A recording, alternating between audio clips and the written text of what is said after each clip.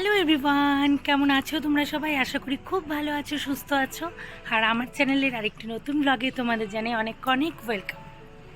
এখন বাজে বিকেল 4:45। আর এখন তো গোয়াতে প্রচণ্ড বৃষ্টি স্টার্ট হয়ে গেছে, মানে কিছুক্ষণ পরপরই বৃষ্টি হয়। তো ভাবলাম যে আজকে বিকালবেলা একটু নীলও আছে বাড়িতে, একটু ঘুরে আসি। তো একদম নর্মালি বেরিয়ে গেছি। তো সামনে এখানে একটা ঝর্ণা আছে, তো চলো ওখানেই যাচ্ছি, একটু ঝর্ণাটাকে একটু দেখে আসবো। কারণ বর্ষার সময় প্রচুর জল হয়, না হলে তো এমনি সময় গিয়েছিলাম, অত জল ছিল না। তো চলো তোমরাও আমাদের সাথে যাও আর দেখো কেমন লাগে। বিকেলবেলা দুজন মিলে বেরিয়ে পড়লাম। আর তোমরা এই রাস্তাটা আমার অনেক ভিডিওতেই দেখেছো। আমি যাচ্ছি আর ভাবছি যে চারিদিকটা কি সুন্দর, একদম সবুজে সবুজ, একদম কি ভালো লাগছিল, ওয়েদারটাও এত সুন্দর ছিল। আর এই চারিদিক সবুজটাই একসময় যখন গোয়াতে প্রচণ্ড গরম পড়ে তখন কিন্তু এগুলোর কিছুই থাকে না, একদম খুব কমে যায়, গাছের পাতা পুরো একদম ঝলসে যায়, মনে হয় কেউ যদি পুড়িয়ে দিলে যেরকম হয় ওরকম হয়ে যায় একদম। আর শুধু ডাল ছাড়া আর গাছের মধ্যে মানে পাতা তো দেখা যায়ই না। তো সেখান থেকে একদম আবার প্রকৃতি নিজের রূপে ফিরে এসেছে, এত ভালো লাগে। যেতেও ভালো লাগছিল আর চারিদিকটা হাওয়াও ছিল, খুব ভালো লাগছিল। আর গোয়াতে তো এখন প্রচণ্ড বৃষ্টি। গোয়াতে যেমন খুব গরমও পড়ে, সেরকম কিন্তু প্রচণ্ড বৃষ্টিও পড়ে, মানে টানা 7-8 দিন একদম পুরো সূর্যের দেখা তো মেলেই না। পুরো একদম রোদ তো থাকেই না, একদম টানা বৃষ্টি, খুবই একদম বৃষ্টি হয়। তো তার মধ্যেই বেরিয়ে পড়েছি, আর একটু রিস্কি বেরোনো, কারণ রাস্তাঘাটও প্রচণ্ড স্লিপারি হয়ে যায়। তো তারপরেও ভাবলাম যে একটু ঝর্ণাটা দেখে আসি। তো কথা বলতে বলতে দেখো পৌঁছে গেলাম আমরা ঝর্ণার একদম সামনে।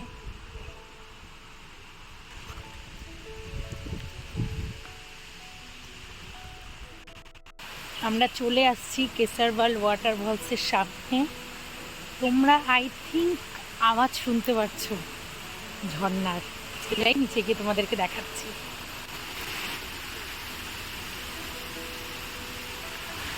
আস্তে আওয়াজ শুনতে পারছো তোমরা, কি আওয়াজ হচ্ছে। এর আগেও এসছিলাম, যখন এসছিলাম তখন কিন্তু বৃষ্টি ছিল না, তখন একদম মানে গরমকালে আসছিলাম, তো ওর জন্য অত জল ছিল না, কিছু না, কিন্তু এখন প্রচণ্ড জল।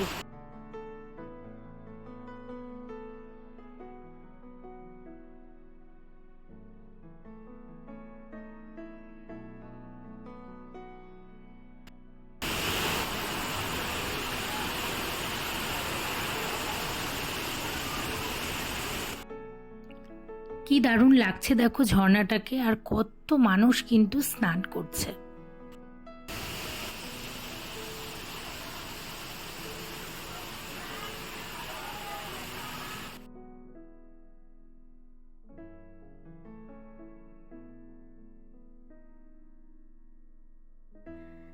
এই ঝর্ণাটা কিন্তু এমন কিছু বড় না, একটা ছোটই ঝর্ণা বলা চলে।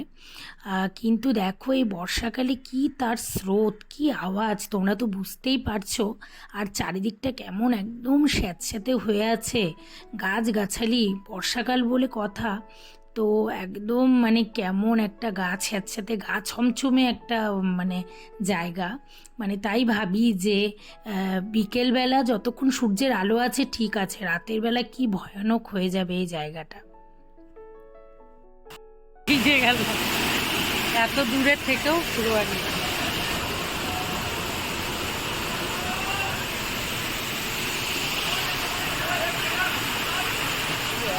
কত দূরে ঝর্ণা, এত দূরে দাঁড়িয়ে আমরা এখানে দাঁড়িয়েছিলাম, সেই কোথায় ঝর্ণা, ওখান থেকে দাঁড়িয়ে থেকে পুরো একদম ভিজে গেলাম। তারা ভাবো কত জোরে পড়ছে জলটা। নীল একটু নামতে চাচ্ছিল জলে, ওর জন্য আমি নামতে দিচ্ছিলাম না বলে একটু রাগ করছিল। কিন্তু অনেক মানুষ স্নান করছে ঠিকই, কিন্তু আমি ওকে বলে দিয়েছিলাম একদম স্ট্রিক্টলি, আমি যাব কিন্তু আমি দূরের থেকে দেখবো, তুমি কিন্তু একদম নিচে নামবে না, কারণ আমার কেন যেন ভীষণ ভয় লাগে। তো তো সেই মতো নামেও নি। আর আমার মনে হয় যে এত মানুষ যে স্নান করছে, সেই জল যেখান দিয়ে পড়ছে, তো সেখানেও ওরা গিয়ে স্নান করছে সেই পাথরের উপর উঠে। তো আমার খুবই মানে এগুলো ভয় লাগে, আর রিস্কও, খুবই রিস্ক। তো যাই হোক, তারপর কিছুক্ষণ থেকে আমরা বেরিয়ে পড়লাম। তো বেরিয়ে দেখো রাস্তার মধ্যে আমাদের একদম বৃষ্টি ধরেছে, তো দুজন মিলে আবার দাঁড়িয়ে রেইনকোট পরে নিয়েছি। আর এতটুকু রাস্তায় একটু ভিডিও করতে পেরেছি, কারণ উপরে ফ্লাইওভার ছিল, তো ওর জন্য মোবাইলটা ভেজে নিই। আর তারপরে বৃষ্টিটা কমে গিয়েছিল। তো এখন আমরা একটা ভূতের রাস্তা দিয়ে ঢুকলাম, দেখো। তো ভূতের রাস্তা কেন বলছি, কারণ এটা একটা মানে নর্মাল মেন রাস্তা দিয়ে সাইড দিয়ে একটু পাহাড়ের মতো উঠে যায়। তোমরা রাস্তাটা দেখলেই বুঝবে, পাহাড়, আর উপর থেকে নিচের দূর থেকে বিচটা দেখা যায়। আর একটু ভয়ানকই, আর রাত্রেবেলা কিন্তু খুবই ভয় লাগে। এক ছোট্ট 3-4টা বাঘ আছে, বেশি না, তবে বর্ষাকালে ভীষণ রিস্কি, রাতে যাওয়া তো খুবই মানে রিস্ক হয়ে যায়। তো ওই রাস্তা দিয়েই গিয়েছিলাম, তো ওর জন্য একটু তো আমি ভয় পাচ্ছিলামই। আর এখন আমরা যাচ্ছি হচ্ছে আরেকটা ছোট্ট বিচে, একটা ছোট্ট ঝর্ণা দেখলাম, এখন যাব একটা ছোট্ট বিচে। এই বিচটা হচ্ছে হল্যান্ড বিচ। আর দেখো কত একদম নারকেল গাছের সারি। এই জায়গাটা আমার ভীষণ ভালো লাগে, একদম মনে হয় ছবির মতো আঁকা একটা জায়গা। তো চলে আসলাম আমরা হল্যান্ড বিচে। এটা কিন্তু মেন বিচ নয়, মেন যে একদম প্রপার কোনো বিচ, এটা একটা মাছ ধরার বিচ, এখান থেকে মাছ ধরে। আর একটা সাইড, মানে একটা সমুদ্রের একটা সাইড পড়ে, তো এটাই। তো এই বিচেই আসলাম, আমি বললাম যে চলো গিয়ে দেখি কতটা জল পেয়েছে, সেটাই দেখার। এই সময় অত দূর থাকে, মানে জল কত দূরই থাকে, ওর থেকে আসছে না। আর এখন কত দূর জল।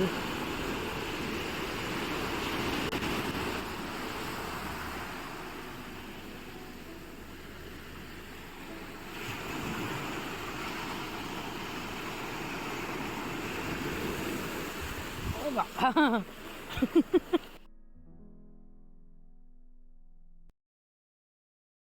এই বীজটায় তো তেমনভাবে অত জল হয় না, মানে আমি তো বললামই একটা পকেট বীজ বলা যায়। তো কিন্তু এই বর্ষাকালে এত জল বেড়েছে, তো আমি আর নীল একটু হেঁটে হেঁটে দেখছিলাম, আর এপাশ ওপাশটা, আর একটু দেখছিলাম যে ওই পাশটায় কি আছে। নীল বলল চলো তো গিয়ে দেখি, কিন্তু কিছু দূর গিয়ে আর গেলাম না, কারণ ভয় লাগছিল, একদম যেও না যেও না, নির্জন হয়ে আছে আশেপাশটা, অত তো ওই লোকজন পাশটা আসে না পুরো এখানে, জঙ্গলের ওই তার মধ্যে পাশটা। আবার বৃষ্টি। তো এটাই। আর ওই যে আমি আঙুল দিয়ে দেখাচ্ছি, ওই পাহাড়ের ওই রাস্তাটা দিয়ে নীল প্রত্যেক দিন রেলগাড়ি নিয়ে কুচিকচিক করে যায়। শুধু নীল কেন, ভাস্কো দা গামা থেকে যে কোনো ট্রেন ওদিক দিয়েই যায়। আর ওপর থেকে ট্রেন যাওয়ার সময় ওই ওপর থেকে কিন্তু এই নিচের এই বীচটা দেখা যায়, এত সুন্দর লাগে ওপর থেকে দেখতে।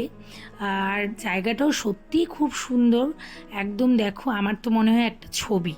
তো যাই হোক, কিছুক্ষণ থেকে তারপর আবার এখন বাড়ি চলে যাব। আকাশে প্রচণ্ড কালো মেঘ করেছে, চারিদিকে অন্ধকার হয়ে আসছে, 6:30 মতো বাজে।